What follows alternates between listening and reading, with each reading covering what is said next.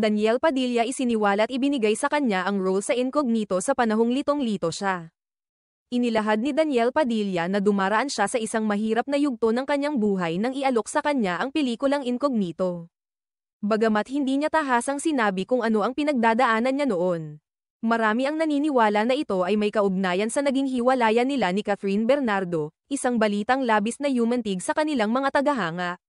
Ayon kay Daniel, sa panahong inalok sa kanya ang proyekto, siya ay nasa kalagitnaan ng matinding kalituhan at emosyonal na pagkabalisa. Inamin niyang hindi madali ang mga panahong iyon para sa kanya. Noong ini-offer sa akin ang Incognito, yun yung mga panahon na nasa punto ako sa buhay ko na ako ay gulong-gulo at litong-lito, pagbabahagi ng aktor.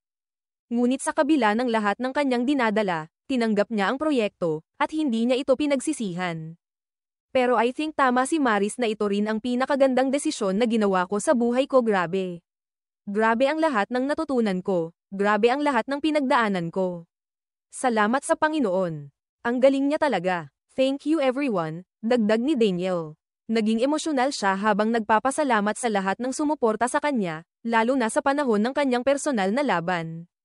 Grabe talaga ang naging karanasan ko. Ang dami kong natutunan, hindi lang bilang artista kundi bilang tao. Salamat sa Diyos, kasi kahit ang sakit, ginamit niya para itama ako at ituro sa akin kung ano ang mahalaga. Isa rin sa mga bagay na hindi malilimutan ni Daniel sa paggawa ng Incognito ay ang mga eksenang puno ng aksyon. Partikular na ang mga fight scenes. Aniya, napakahirap gawin ng ilan sa mga ito, ngunit mas lalo nitong hinubog ang kanyang dedikasyon sa pag-arte. Ibinahagi rin niya na ang proyekto ay naging parang therapy sa kanya. Habang ginagawa niya ang pelikula, unti-unti siyang nakahanap ng direksyon at kapayapaan. Ang Incognito ay tila naging pagkakataon para kay Daniel na muling kilalanin ang sarili at matutong tanggapin ang mga pagbabago sa kanyang buhay. Sa kabila ng sakit ng isang pagtatapos, natuto siyang gamitin ito bilang inspirasyon upang maging mas matatag. Sa dulo ng kanyang pahayag, muling nagpasalamat si Daniel sa lahat ng nakasama niya sa pelikula at sa mga patuloy na naniniwala sa kanya.